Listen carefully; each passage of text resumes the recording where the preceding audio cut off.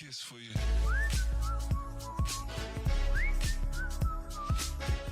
The goal of this video is pretty simple. Look at 10 different great things happening in consumer tech and make none of them related to AI. So we'll start off with the first one, and I think it's pretty interesting. It is the fact that we are now getting biodegradable tech, which will help with the e-waste situation.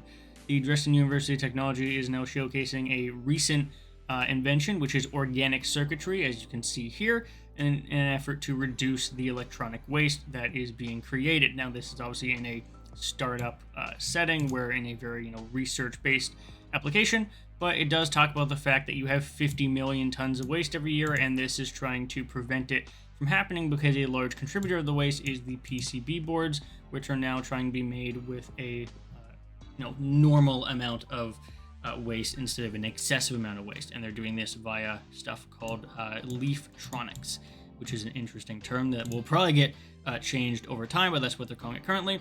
And it uses substrates of leaf patterns to sketch onto boards. Obviously, you can use other things like that. And there's speculation here about, well, it's definitely doing well in tests. It's too soon to figure out if they're durable, but it is definitely an advancement that will help with the waste situation, hopefully, as it becomes more prominent. And most of these are going to be things that happened within the 2025 year, if I can help it. Although some of the developments here are going to be 2023 or 2024 when they talk about it, but they will be implemented in 2025. So these are relatively recent things that you can hopefully look forward to, because there's a lot of negativity currently going on. So I wanted to highlight some things that are definitely more interesting than that. So we have the first one, biodegradable electronics. Second one, and this is now coming into effect in 2025, repairable phones are coming back, and repairable tablets and stuff.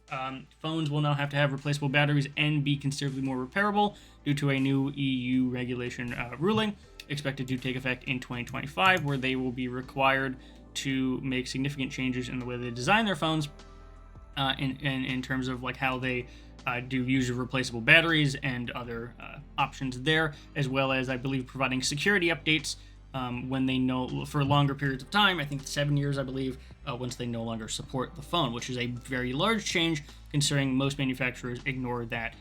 In fact, I think the average is 3 years of security updates, because of all the phones that don't have very long tail support. So this would absolutely not only fix the battery problem here for repairability, but it would also ensure that these phones last considerably longer than they tend to most of the time. So that is there. All these resources, by the way, will be linked in the description, so you can check them out for yourself. Number 3, and this is relating to more of the AR stuff. We've been pretty down in terms of AR quality and feature set, but I thought what was quite interesting that recently released is the X-Real 1 AR glasses. The reason these are interesting compared to any of these other ones is because this is the first time that these glasses actually feel like you could use them and purchase them for a somewhat reasonable price and get a decent experience with them. There's been a couple of videos on these, but the main advantage that this unit has is the ability to showcase with way higher clarity than was typically possible in different modes. So as you can see, it's a clear mode, it's a shade mode, and it's a theater mode, and this has unmatched clarity, as it says. And what a lot of people are kind of judging it or reporting is that this is quite correct. A lot of these glasses had issues when it came to the blurriness and the color accuracy, and this has been largely fixed with this new model here, which is very exciting.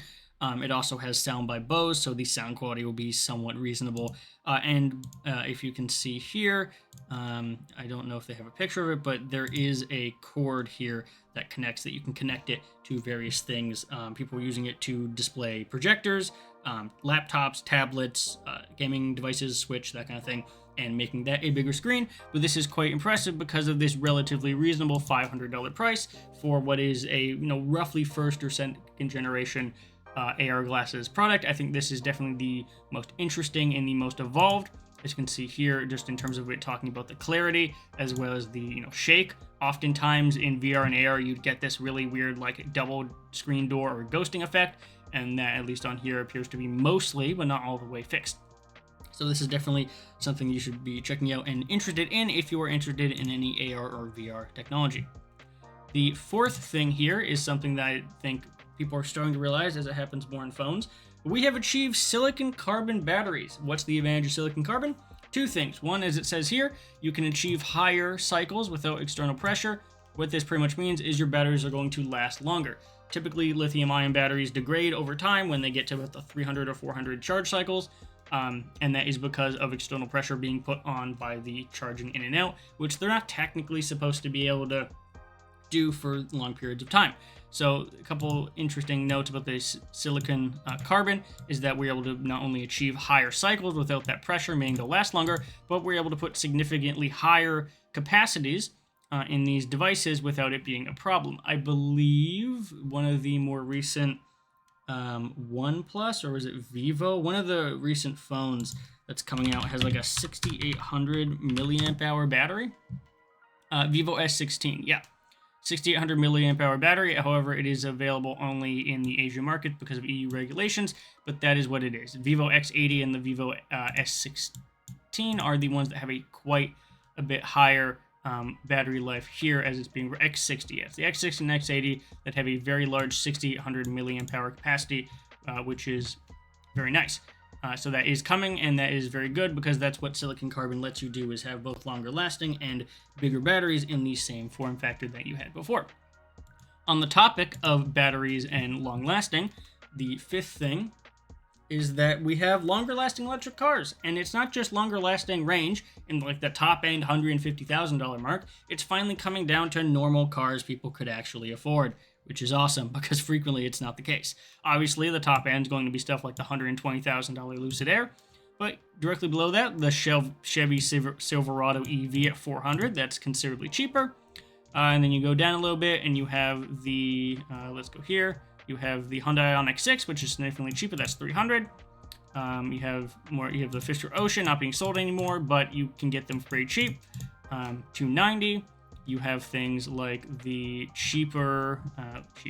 Well, these are mostly the more expensive, but you have some cheaper Hyundais as well as Volkswagen that are starting to get up into the higher end. So instead of it being like, oh, only the Porsches and the Rivians of the world are getting high amounts of range, you're now seeing considerably cheaper models like Hyundai and Kia and Chevy and Volkswagen actually getting high quality range. That's partially because of those silicon carbon batteries, but also because we're just finally getting up to battery technology that's actually usable for most people. So that's very awesome. The sixth thing is very nice here. It is the fact that robots and the kind of like, I think I talked about this when I was talking about, robots mimicking AI stuff, robots mimicking human stuff and using the AI for a problem. This is robots that are not using, bullshit AI stuff to try and inflate their value. It's actually elder care robots, and for things like senior centers in the homes. And as you can see, it's helping people sit and stand and catch them if they fall, as well as help with other things. And this is a significantly better implementation than some other kind of robots that are basically just like stands that wait around for you and kind of zoom very loudly over to get you water. These are considerably healthier implementation, I would say, of robots and robot operation. Obviously, this is, according to eBar Designer, a very important issue in terms of elder care and anything like that. As you can see from the video here that I'll link below, this is kind of obviously a pretty large contraption at the moment, but it is absolutely inspiring, the fact that we are finally getting stuff that is actually helpful to seniors instead of it just being a loud music box that can sometimes get you water if you need it. So this is very promising that as of this year, we're actually able to get some elder care and senior care robots that do something and are actually very useful. Number 7 here. Recently, as of, I think this one was in like April or so, the emergency SOS and satellite features of iPhones as well as some other Android devices are finally coming on the market. And this is fantastic if you are in a place without cellular service or connection. You can use satellite pings to get access to emergency services if you need it, relating to things like if you're stuck in the ocean, or if you're in a desert somewhere, in a forest, or stuck hiking. You can use this to not only send emergency contact info, but contact emergency services via satellite. Now, obviously, this is going to be a paid feature at some point due to the cost of satellite, but right now it is free. I believe if you have a modern iPhone 16, 15, or 16, and some Android phones also have this ability. On top of this, I believe T-Mobile is introducing their satellite stuff as well, partnering with Starlink to offer satellite-based text messaging service called T-Satellite as well. which is just for text message at the moment, but plans to expand. This is also very good, and this is coming in a couple days and a couple weeks here. So when that rolls out, that will be very interesting. Maybe I can test it because I do have T-Mobile, but that would be very good. So it's not just, Apple and Apple devices. T-Mobile is also kind of rolling this out on their end, so it will expand to more devices, which is very nice. The eighth thing, and this is just a rumor, but it is along the lines of health and safety as well as Apple stuff.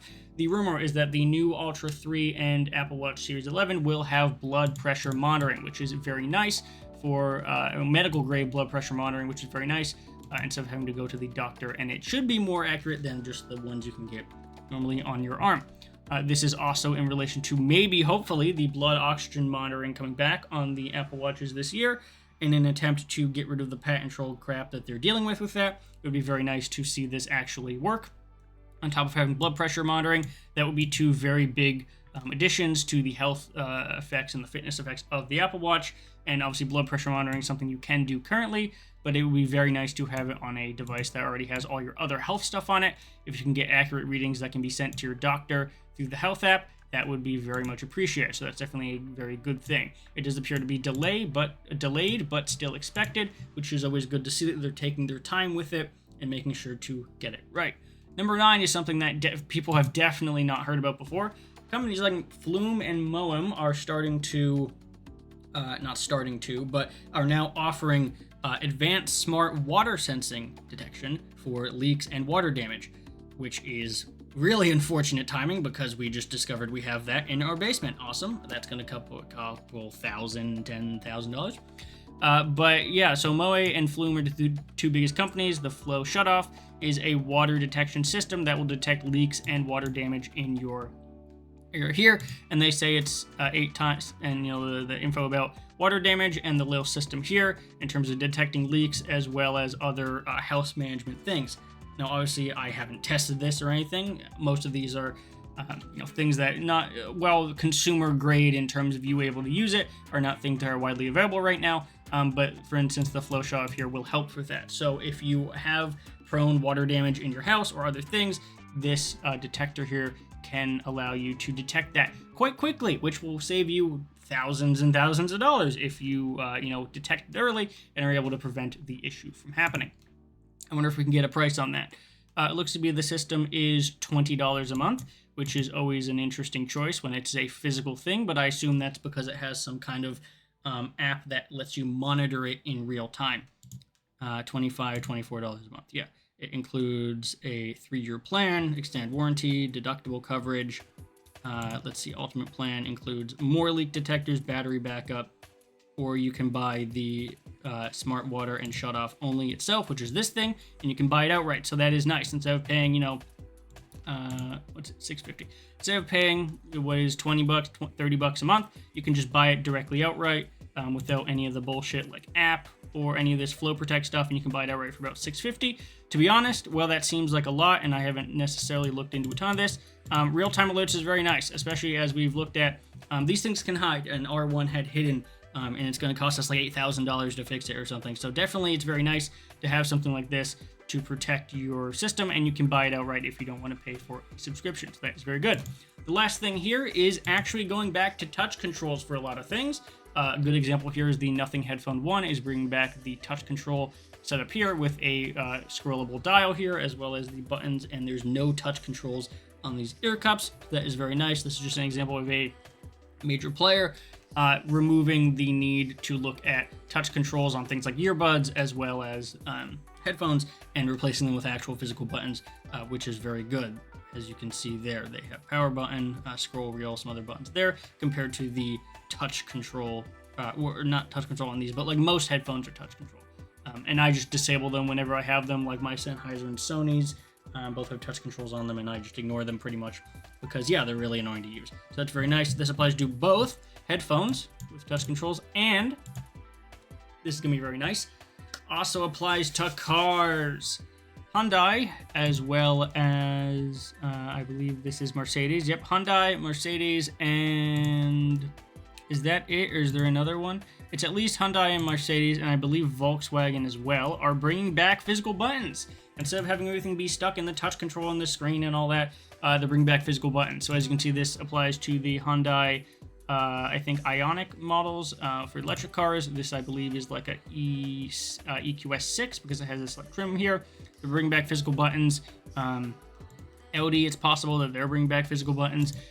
This is a Chrysler that has physical buttons, although no one, nope, is that a Chrysler? I can't tell from the picture. It looks like maybe a Bentley or a Chrysler, and those have, that's not, that might be a Bentley or an Aston Martin. Those appear to also have physical buttons. So we're bringing back physical buttons in a very nice change of pace. This is a Honda. They tend to have physical buttons as well. So a lot of car manufacturers are going away from the everything in the touchscreen approach that, like, you know, Tesla and stuff have, or even like Subaru has here. They're moving away from that, and they're bringing back these nice tactile buttons and some more safety features. So that's overall, I would say, the 10 things that I found were most interesting that have roughly happened in the last 6 to 10 months here. Just as a recap, we have biodegradable electronics, repairable phones and phone accessories, actually functional AR implementations, very large batteries, and the invention of the silicon carbon batteries that also help things like EV, robots that are actually able to help elderly people if they fall, satellite and the ability to use emergency satellite systems not only on iPhones but also on greater things like T-Mobile, the Apple Watch finally getting important things like blood pressure monitoring and blood oxygen monitoring, an ability for you to smartly detect water systems and erosion quite quickly in both a subscription and a actually you can own the product and buy it outright model, and then the return of physical controls in replacing touch controls. So if you found any of this interesting and want to see more of these kind of top 10 or whatever videos on the channel, make sure to hit that like button, subscribe, do all that, and I'll see everyone in the next video.